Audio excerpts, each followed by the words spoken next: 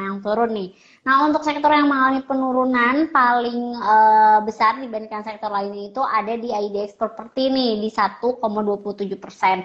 Mungkin boleh nih diberikan tanggapannya karena kalau misalkan kita lihat IDX Property ini juga ya mungkin dari efek-efek pandemi kemarin ya kalau misalnya kita lihat kan kita tahu kan pandemi memang masih melemah nih sektor ini. Nah, mungkin boleh nih diberikan tanggapannya terlebih lagi. Silakan Mbak Dia. Oke, mungkin kalau untuk sektor properti betul ya Mbak, dari pas kita COVID, kita mungkin dibatasi pergerakannya, mungkin jadi orang-orang juga agak terbatas nih untuk beli sewa tanah atau sewa perumahan gitu ya Mbak. Nah, kemudian setelah pandemi berakhir, sekarang pun sebetulnya penghalang kenapa sih properti tidak belum rebound gitu. Mungkin salah satu penyebabnya karena sekarang kan suku bunganya juga masih tinggi nih Mbak Erin. Nah, biasanya kan kalau suku bunganya tinggi, ini erat kaitannya dengan perusahaan-perusahaan yang sering menggunakan pinjaman ke bank. Jadi kalau misalkan suku bunganya tinggi, maka akan beban biayanya tuh akan lebih tinggi. Nah, ini mungkin salah satu penyebab nih kenapa properti ini belum rebound dari pandemi kemarin. Tapi kalau kita lihat lagi nih Mbak, suku bunga sekarang baik The Fed maupun terutama di Indonesia sendiri, Bank Indonesia juga kan masih mempertahankan suku bunganya di level 5,75 dan mudah-mudahan dengan dilihatnya ekonomi Indonesia yang mulai membaik, dirasa sepertinya untuk suku bunga bisa jadi untuk diturunkan nih Mbak Erin untuk 7 days reverse repo rate. Nah, jadi biasanya ketika suku bunganya sudah mulai mereda, para investor, para buyer itu akan mulai lagi nih melirik saham-saham di sektor properti. Nah, mungkin nanti ketika suku bunganya mulai turun, kita bisa pantau saham-saham di sektor properti nih, Mbak Erin.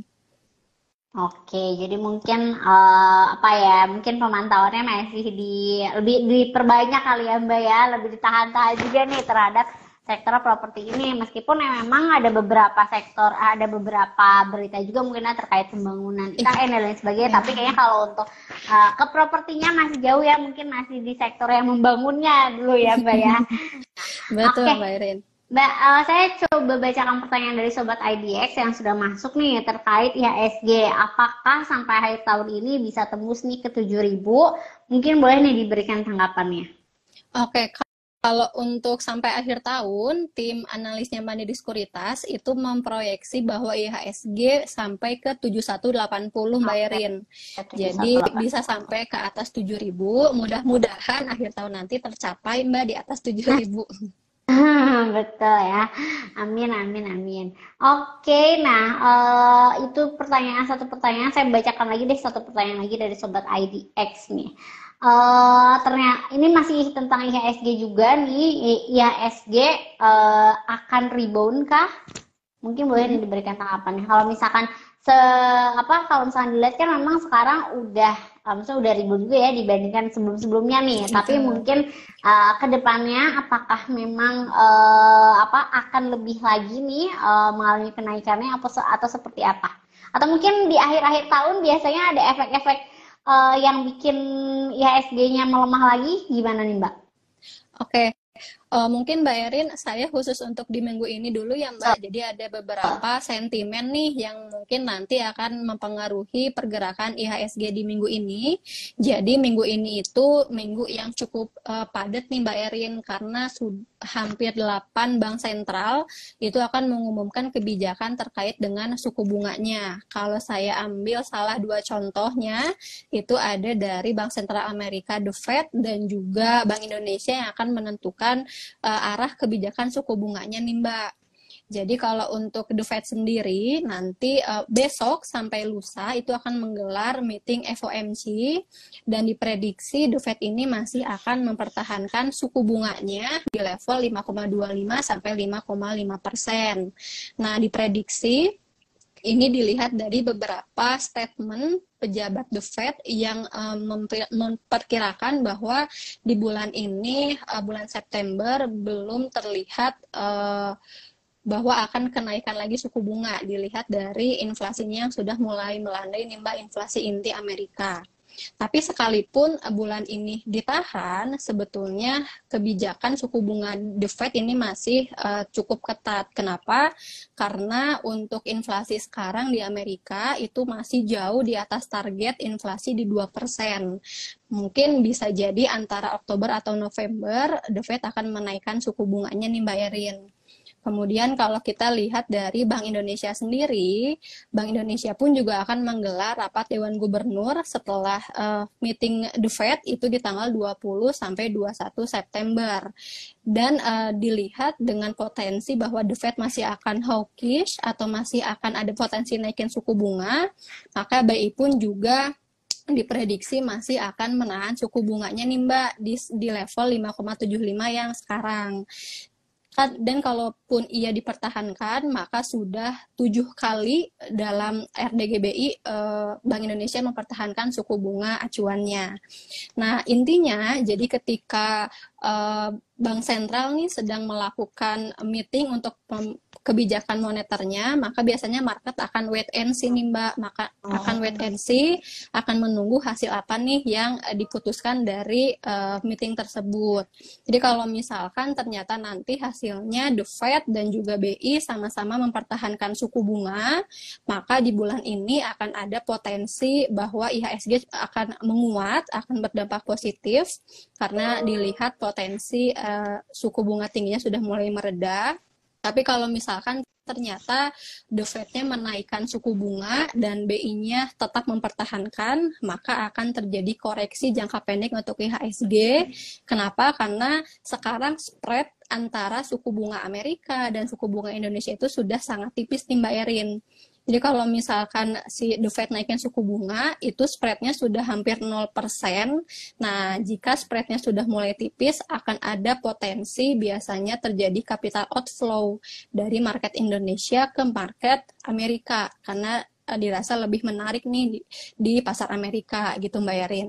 Tapi kalau misalkan kita bicara sampai akhir tahun, biasanya kan secara histori memang September ini ada potensi koreksi nih ya Mbak, siklus si pergerakan sahamnya. Nanti menuju akhir tahun akan ada terjadi fenomena window dressing nih Mbak Erin. Nah biasanya ketika terjadi fenomena window dressing, saham-saham yang fundamentalnya bagus gitu ya, mungkin nanti akan berdampak positif untuk sobat IDX yang mungkin mau memanfaatkan untuk potensi window dressing di akhir tahun, mungkin mulai sekarang nih bisa pilih-pilih saham mana aja yang biasanya berdampak positif ketika menuju ke akhir tahun, gitu Mbak Erin.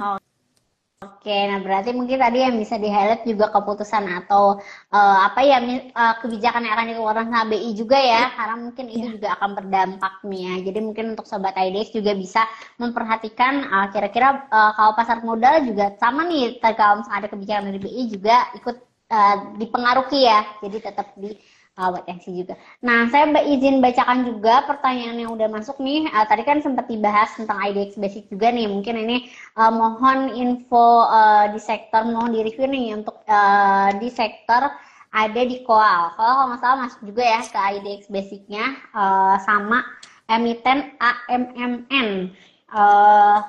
Mineral internasional yang lagi booming. Mungkin boleh nih diberikan tanggapan terlebih dahulu. Oke, kalau untuk sektor coal batu bara ya Mbak Erin ya. Jadi untuk batu bara sendiri seminggu kemarin itu hampir menguat Mbak Erin karena tingginya permintaan dari China. Jadi negara China ini merupakan produsen, konsumen, importir batu bara terbesar gitu ya di dunia. Nah kemarin China ini memutuskan untuk impor batu bara karena produksi batu bara di China ini tidak memenuhi kebutuhan atas permintaan pembangkit listrik di China karena adanya gelombang panas yang mengurangi volume air. Nah, mungkin buat sobat IDX yang mau pantau saham-saham batu bara, saya lihat sih ini masih ada potensi untuk menguat ya Mbak di minggu ini. Mungkin nanti bisa dipantau beberapa sahamnya seperti Adaro atau Harum atau Indika gitu ya Mbak. Nanti kita bisa manfaatkan untuk cari cuan short term-nya untuk penguatan si harga batu baranya sendiri. Kemudian kalau saham Aman Mineral Nah, Aman Mineral ini di minggu kemarin menjadi salah satu saham top 5 untuk foreign net buy. Jadi di minggu kemarin Aman ini cukup banyak diakumulasi sama asing. Tapi kalau kita lihat di hari ini sudah koreksi nih Mbak Erin di minus 4,46%. Jadi bagi Sobat Mo, Sobat IDX yang mau memanfaatkan untuk peluang reboundnya, mungkin nanti bisa buy on weakness di level 4930-an Sobat Mo, Sobat IDX. Karena kalau kita lihat dari sisi teknikalnya, kemarin sudah menguatnya cukup beberapa minggu, sudah lumayan dari awal IPO.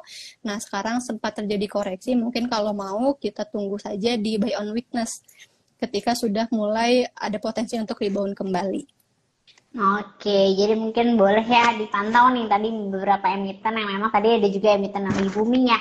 Nah, Mbak, oke nih ada juga saya mau bahas tentang IDX Finance mengalami penurunan di 0,43%. Mungkin kalau dari berita yang saya baca juga nih Mbak, di pekan kemarin juga asing banyak melepas nih beberapa emiten dari beberapa emiten besar. Nah, salah banyaknya kalau nggak ada beberapa juga dari sektor finance ini. Nah, apakah ini juga berpengaruh nih? Mohon boleh nih diberikan tanggapannya Mbak. Oke, Mbak Erin. Kalau kita lihat di minggu kemarin, jadi untuk top 5 foreign net sell itu memang asing masih jual ke saham-saham big bank-nya kita. Jadi kemarin itu asing masih lepas saham BCA, kemudian ada BRI dan juga BNI nih Mbak Erin. Dan kalau kita lihat secara histori atau secara pergerakan sahamnya ya Mbak, memang ketika saham di sektor energi mengalami penguatan, maka akan berbanding terbalik dengan saham di sektor finance. Nah, makanya di minggu kemarin kan sektor energi menguat nih Mbak, antara batu bara, kemudian minyaknya, kemudian kebalikan sektor finance-nya mengalami pelemahan. Nah, tapi kalau saya lihat sebetulnya karena sekarang saham-saham big bank-nya kita lagi diskon istilahnya ya Mbak Erin, karena lagi turun lumayan nih harganya, nggak ada salahnya untuk kita mulai cicil, karena biasanya kan memang secara histori September itu ada penurunan saham. Nah, nanti bisa kita manfaatkan cuannya sekitar akhir tahun atau sampai ke pembagian dividen di awal tahun depan gitu. Jadi sekarang ketika harganya koreksi, biasanya malah dijadikan kesempatan nih untuk para investor yang belum punya karena lagi murah gitu ya Mbak Erin, kita mulai untuk nyicil beli saham-saham banking, terutama yang big bank yang ada di Bursa Efek Indonesia. Oke. Jadi sebetulnya kalau misalkan mungkin dilihat lagi ya dari sisi emitennya ya Mbak ya, kalau misalkan dari sektornya mungkin lagi sedang menurun, mungkin ada aktivitas jual mungkin ya yang tadi juga berpengaruh, tapi sebetulnya kalau dilihat dari emitennya memang dilihat lagi nih beberapa big bank di Indonesia juga kan memang mempunyai kinerja yang baik juga ya Mbak ya. Jadi mungkin ini udah bisa jadi momentum tuh kalau tadi kata Mbak Ardia. Oke, itu tadi untuk yang IDX Basic yang mengalami mencatatkan kenaikan paling besar. Nah, ini mungkin dari IDX non cyclical nih Mbak, itu juga mencatatkan peningkatannya juga di 1,12%. Mungkin boleh nih diberikan tanggapannya juga untuk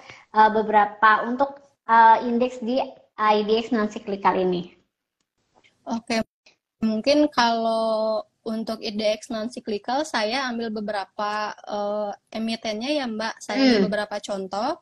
Jadi untuk di IDX non-cyclical ini kan salah dua penghuninya itu seperti ICBP, INDF gitu ya Mbak Erin. Nah, kemarin saham ICBP, INDF itu terkena sentimen negatif terkait dengan adanya fenomena El Nino nih Mbak Erin.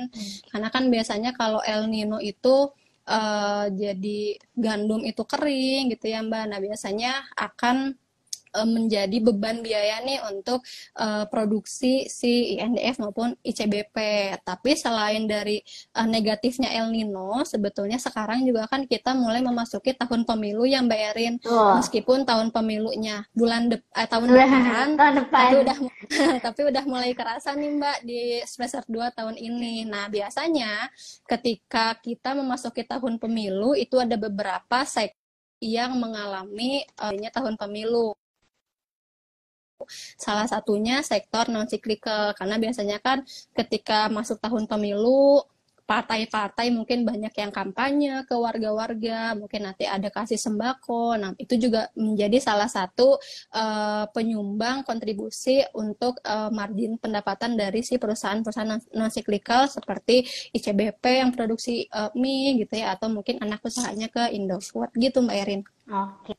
Oke, jadi mungkin kalau misalnya dilihat dari histori juga ya Mbak ya, kan kalau misalnya tahun pemilu ini kan memang dia ibaratnya 5 tahun sekali lah ya, apa momentum rutin ya di Indonesia. Memang kalau misalnya untuk pemilu sendiri memang 5 tahun sekali nih. Jadi mungkin dari Sobat IDX juga boleh nih melihat kinerja perusahaan mungkin di 5 tahun kemarin gimana nih perusahaan, mungkin itu juga bisa jadi insight ya. Iya, Kalau betul misalkan Mbak Erin. nah, oke, menarik sih kalau misalkan tadi ternyata pemilu juga ngaruh nih untuk beberapa emiten di non-cyclical itu.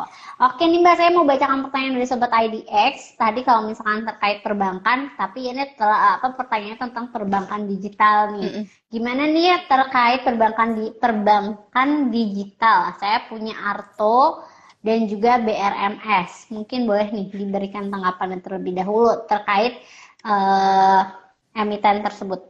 Oke, kalau untuk bank digital sendiri ya Mbak Erin, saya lihat untuk saat ini belum ada sentimen yang membantu untuk menaikkan si saham-saham bank digital ya Mbak Erin.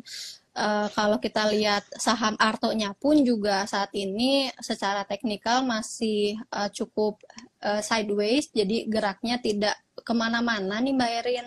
Jadi untuk Arto sendiri ini di level 2000 sampai ke 3000-an saja untuk pergerakan si saham Arto-nya. Jadi kalau misalkan selain Arto pun juga sama nih Mbak, kayak misalkan Bank Neocommerce atau misalkan bank-bank digital lain juga secara teknikal chartnya hampir sama, karena memang belum ada berita yang membuat saham-saham di sektor keuangan digital ini booming lagi nih kayak di tahun 2022-an kalau nggak salah ya, 2021 gitu. Nah, kemudian satu lagi tadi saham apa ya Mbak, BRMS ya? Iya. Oke.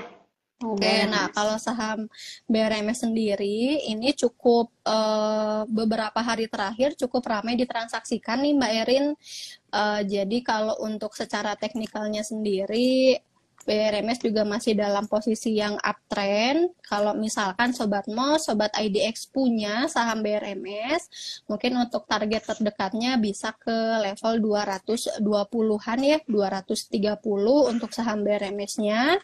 Tapi kalau misalkan yang belum punya dan mau beli, mungkin bisa tunggu di level 205, 206, mudah-mudahan kejemput sedikit sebelum nanti bisa rebound lagi.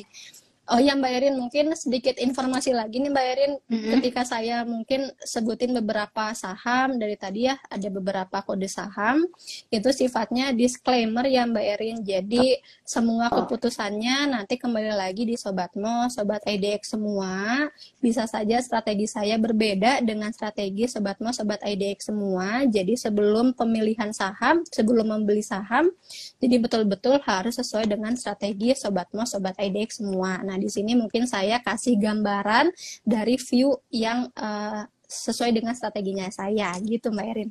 Oke, ya betul banget nih kalau misalkan hari ini kan sebetulnya Mbak Ardia berbagi insight ya, jadi memang tetap nih segala keputusannya berada di masing-masing tiap investornya gitu. Ini mungkin menambah informasi aja nih ya untuk Sobat IDX, tapi tetap untuk keputusannya dibalikan lagi ke teman-teman sebagai investor.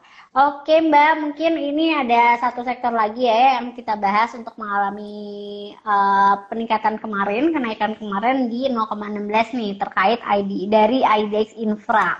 Mungkin boleh nih diberikan tanggapannya.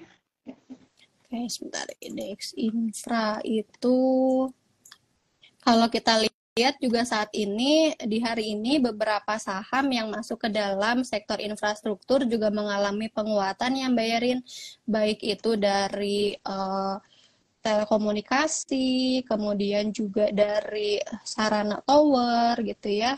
Nah, mungkin kalau misalkan teman-teman mau untuk masuk ke IDX infrastruktur, bisa dimanfaatkan juga sejalan dengan tahun pemilu Mbak Erin. Nah, selain sektor non-cyclical tadi, biasanya ketika kita masuk tahun pemilu, sektor lain yang mendapatkan impact positif itu adalah di sektor infrastruktur, biasanya di sektor subsektor telekomunikasi.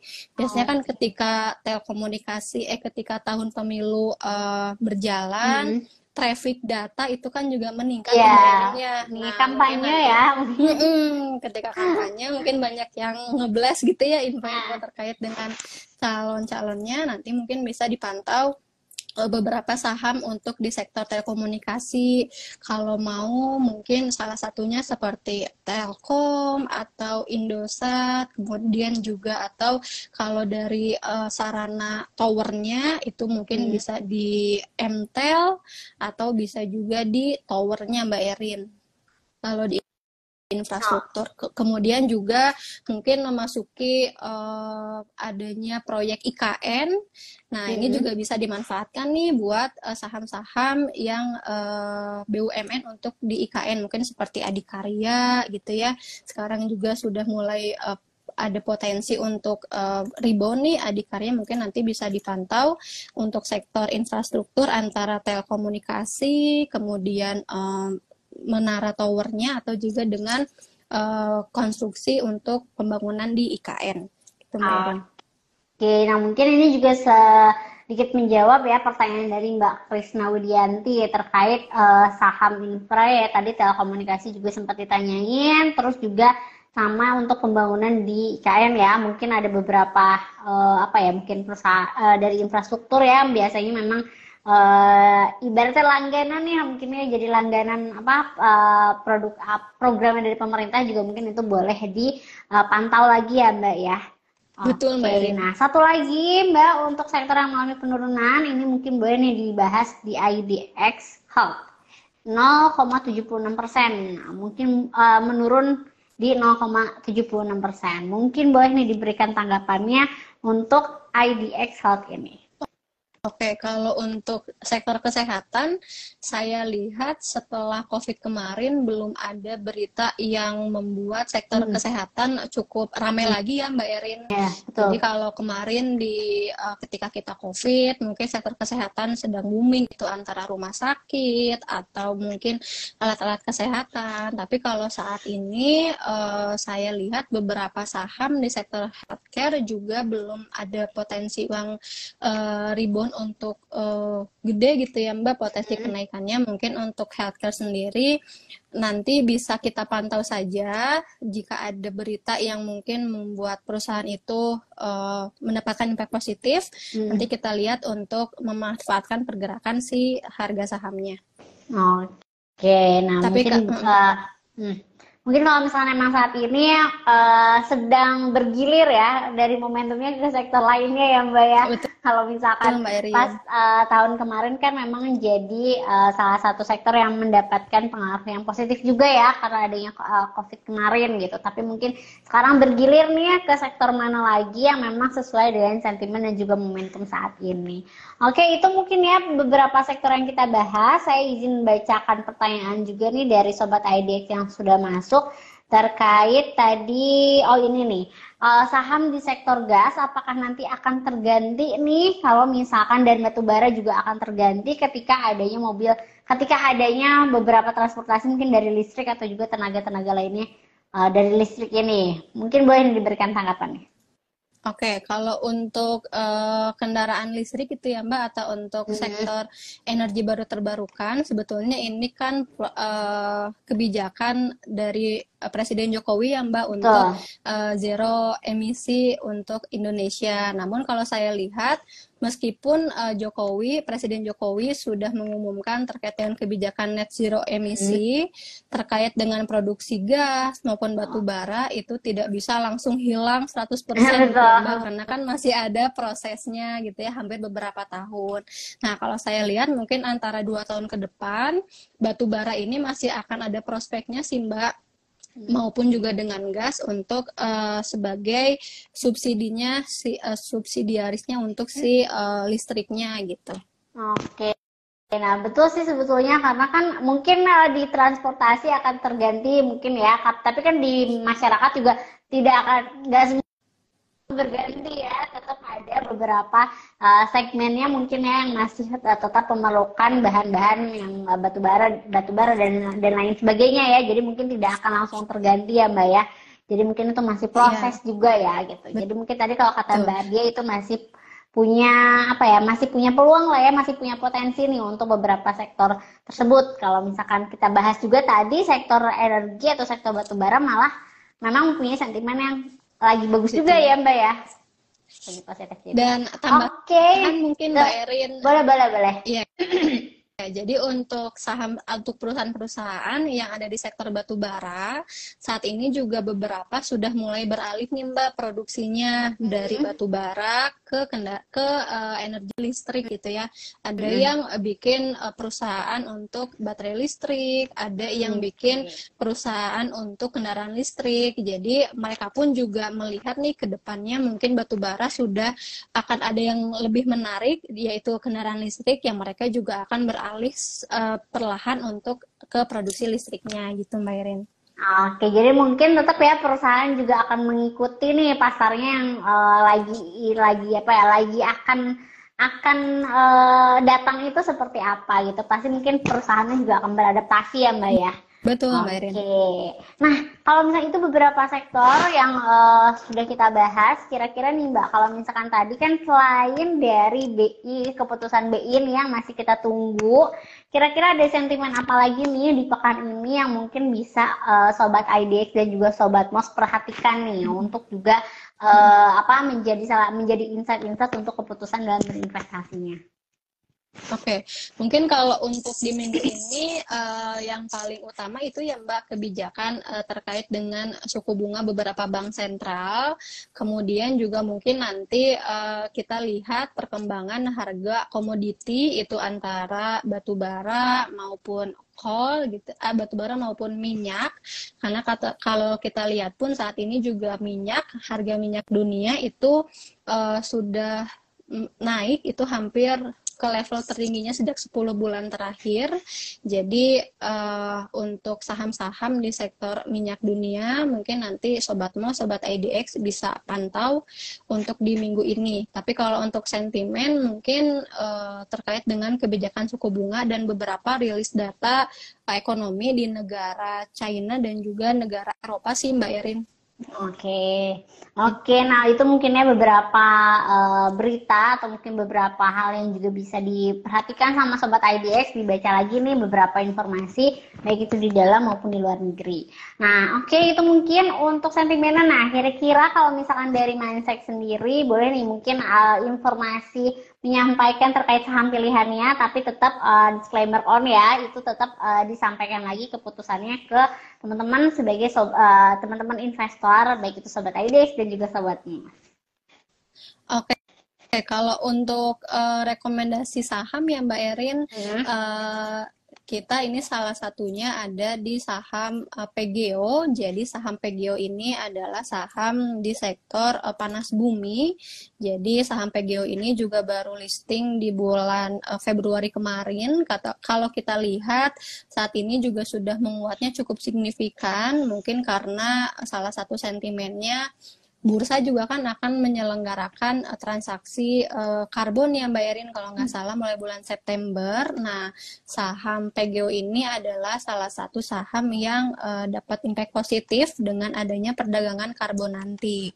Nah, bagi Sobat Mo, Sobat IDX yang mau memanfaatkan untuk trading pendek saham PGO, mungkin bisa untuk dengan target terdekatnya di level 1645-an nih Mbak Erin untuk saham PGO-nya. Kemudian juga mungkin kalau untuk di sektor ininya ke BRPT bisa nih Mbak Erin. Salah satu rekomendasi juga itu saham BRPT. Target terdekatnya saat ini sudah 1470, targetnya ke 1530. Tapi kalau misalkan dirasa mau tunggu koreksi, mungkin bisa tunggu di level 1300-an untuk saham BRPT-nya Mbak Erin. Oke, nah itu mungkin ya beberapa rekomendasi yang tetap keputusannya ada di Bapak Ibu, teman-teman sebagai investor. Mungkin boleh nih diikut dipantau juga tadi saham-saham yang memang sudah disampaikan sama Mbak Artia, sama Mbak Dianya. Nah Mbak, kalau misalkan mungkin ini agak apa untuk market review biasanya udah sampai saham pilihan biasanya sebagai sudah jadi pertanyaan terakhir nih ya untuk market review. Nah Mbak, kalau nggak salah, Mansek juga nih jadi ikut berpartisipasi nih menjadi salah satu agen dalam produk SR019 ya. Nah, mungkin boleh nih, kalau nggak salah kuotanya udah ditambah ya. Kalau mungkin boleh nih diberikan informasi juga terkait SR019 yang mungkin juga bisa jadi alternatif investasi buat sobat IDX semua. Silakan Mbak. Oke, betul Mbak Erin. Jadi sebetulnya selain saham, di pasar modal sendiri ada beberapa alternatif investasi yang mungkin bisa kita gunakan untuk diversifikasi ya Mbak. Salah satunya adalah obligasi. Nah, saat ini pemerintah juga sedang menawarkan obligasi SR19 untuk para investor, para masyarakat Indonesia. Nah, bedanya antara obligasi dengan saham, kalau saham ini kan tidak ada jangka waktunya yang bayarin, mau beli kapan, mau jual kapan, silahkan sesuai dengan strateginya, dan juga tidak ada return yang fix, kita dapat berapa persen gitu. Nah, tapi kalau kita investasi di obligasi, terutama di obligasi pemerintah, ini akan ada jangka waktunya, dan setiap bulan sampai dengan jatuh tempo berakhir, itu kita akan tetap dapat passive income-nya. Jadi kalau misalkan kita cari produk investasi yang mungkin mirip deposito, resikonya kecil, tiap bulan dapat passive income sampai jatuh tempo, ya cukup ya obligasi pemerintah ini salah satu pilihan terbaiknya nih Mbak Erin. Kalau ditanya resiko, ini kecil banget karena dijamin oleh pemerintah. Dan untuk SR19 sendiri nanti akan ada 2 seri nih Mbak Erin, seri 3 tahun dan juga 5 tahun. Untuk 3 tahunnya di 5,9% per tahun dan 5 tahunnya di 6,1% per tahun. Jadi buat Sobat Mo, Sobat IDX yang udah masuk ke saham, kemudian masih ada dana nih, bingung mau diinvestasiin kemana, mungkin bisa salah satu alternatif investasinya ke SR19. Dan nanti untuk pembeliannya bisa dilakukan secara online melalui web kita di mos.co.id, dan nanti pun untuk kuponnya atau untuk bunganya tiap bulan akan langsung masuk ke RDN investor masing-masing. Oke, nah itu bener banget kalau nggak salah juga SR019 itu periode terakhirnya tanggal 20 ya Mbak ya? Iya, lusa Berarti nih Mbak Erin. tinggal lusa ya, berarti hari Rabu nih, jadi Sobat IDX masih punya kesempatan. Nah tadi juga ada Sobat IDX yang bertanya, gimana nih cara daftarnya? Mungkin Sobat IDX bertanya, gimana sih cara daftarnya untuk jadi bagian dari Sobat MOS ya? Ini dari Moh Taufik. Silahkan Mbak. Oke, kalau untuk buka rekening, Mbak, sekarang kita sudah online, semuanya full online. Jadi mau dimanapun Sobat Mo, Sobat IDX berada, itu bisa langsung registrasi aja. Nanti bisa join di most.co.id, kemudian lengkapi data-data yang kami sediakan. Nah, setelah registrasi, biasanya rekening 1 hari kerja juga sudah aktif. Nah, kalau sudah aktif, kita sudah bisa langsung deposit dana, sudah bisa langsung investasi di pasar modal melalui aplikasi MOS-nya Mandiri Sekuritas. Dan kalau misalkan Sobat MOS, Sobat IDX yang mungkin lagi ada di Bandung, mau tanya-tanya nih tentang gimana sih cara investasinya, gimana cara penggunaan aplikasinya, boleh banget untuk main ke kantor kita ya Mbak Erin. Kebetulan kita ada di Jalan Surapati nomor 2. Jadi nanti tinggal datang aja, kita tunggu kedatangannya Sobat MOS, Sobat IDX semua. Oke, nah itu jadi Sobat IDX boleh mungkin di follow juga Instagram dari Mandiri underscore sekuritasnya.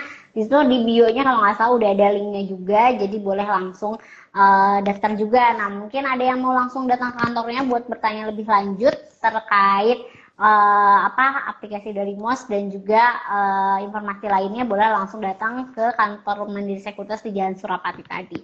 Oke Mbak Ardia, terima kasih nih untuk sesi market review hari ini. Banyak sekali insight yang kita dapat. Tadi juga sudah kita bahas 6 sektor dan ada juga saham-saham pilihan yang disampaikan. Tapi sebelum menutup, mungkin boleh Mbak ada closing statement-nya dulu untuk sesi market review pagi ini.